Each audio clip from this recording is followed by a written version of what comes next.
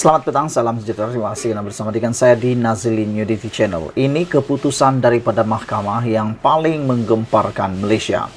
Sebelum kita teruskan ulasan ini, bagi yang kali pertama mengikuti channel ini, jangan lupa tekan butang subscribe untuk mendapatkan isu-isu terkini dari channel ini. Saudara-saudara sekalian, keputusan mahkamah yang kita tunggu-tunggu akhirnya diumumkan muktamad oleh Mahkamah Tinggi hari ini. Apabila satu kes yang mendapat liputan paling besar di Malaysia berkaitan kes mendera bela yang mana melibatkan Siti Bainun telah menggemparkan seluruh Malaysia.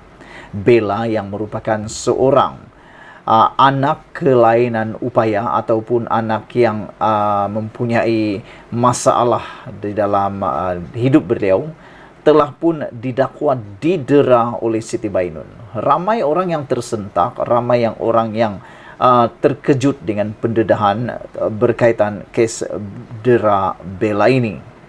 Tapi yang paling ditunggu-tunggu ialah apa keputusan mahkamah berkaitan dengan kes dera bela ini.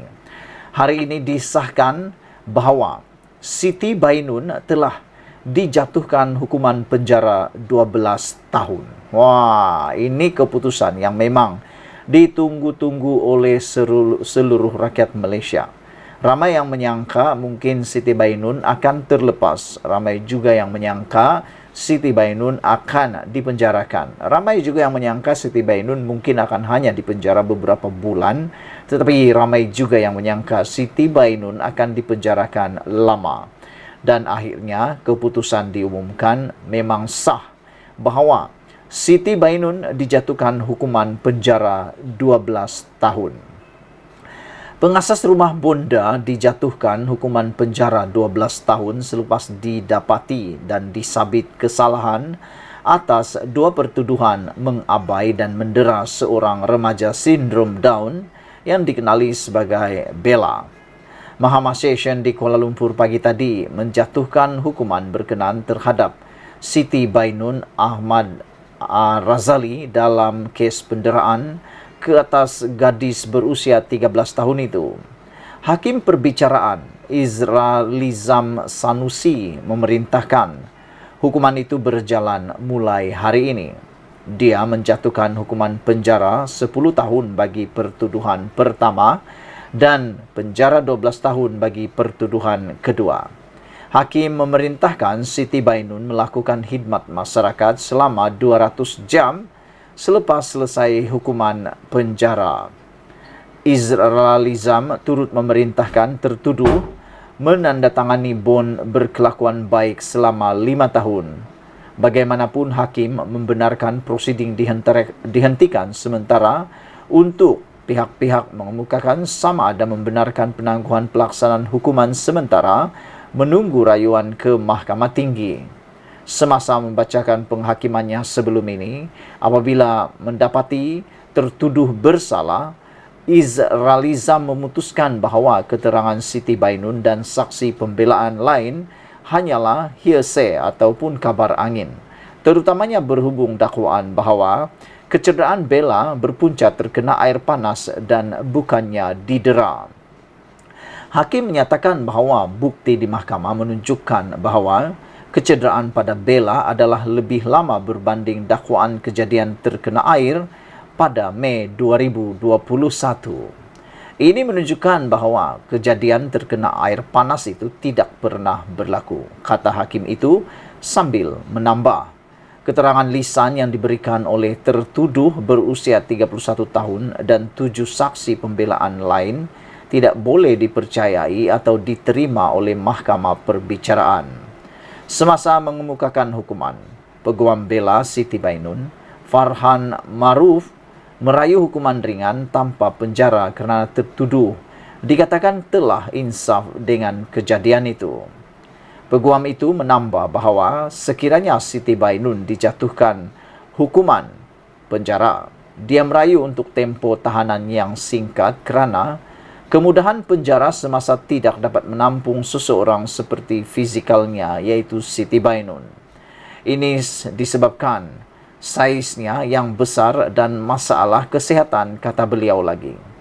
Hukuman penjara yang panjang akan menjejaskan kesihatan tertuduh, kata Farhan.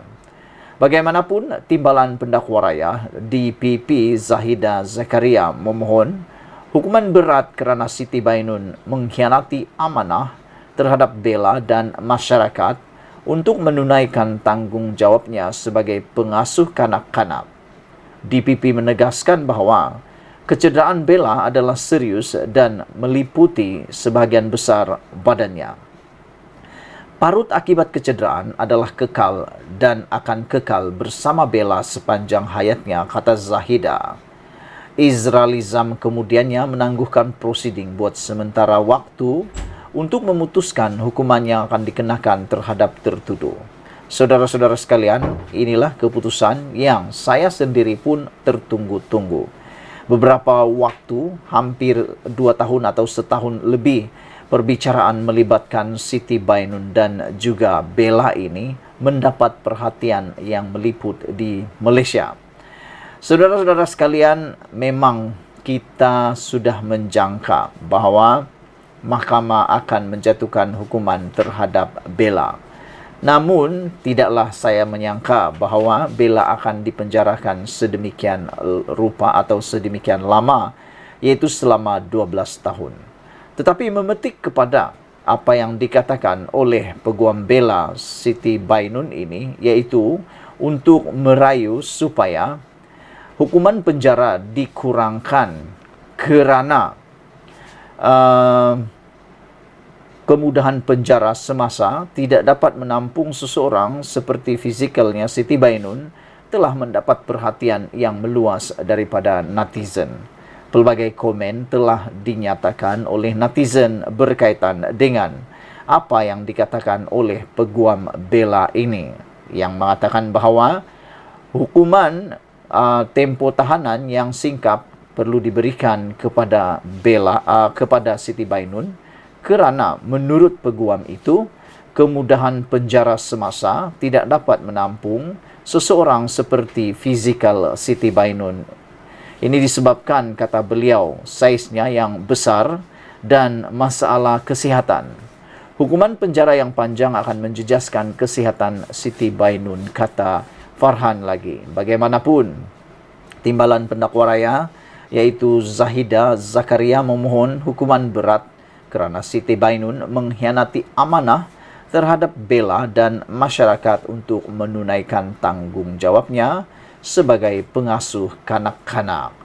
Parut akibat kecederaan adalah kekal dan akan kekal bersama Bella sepanjang hayatnya. Sekian dulu untuk kali ini. Jangan lupa tinggalkan komen anda, tekan butang subscribe. Kita jumpa lagi. Bye-bye.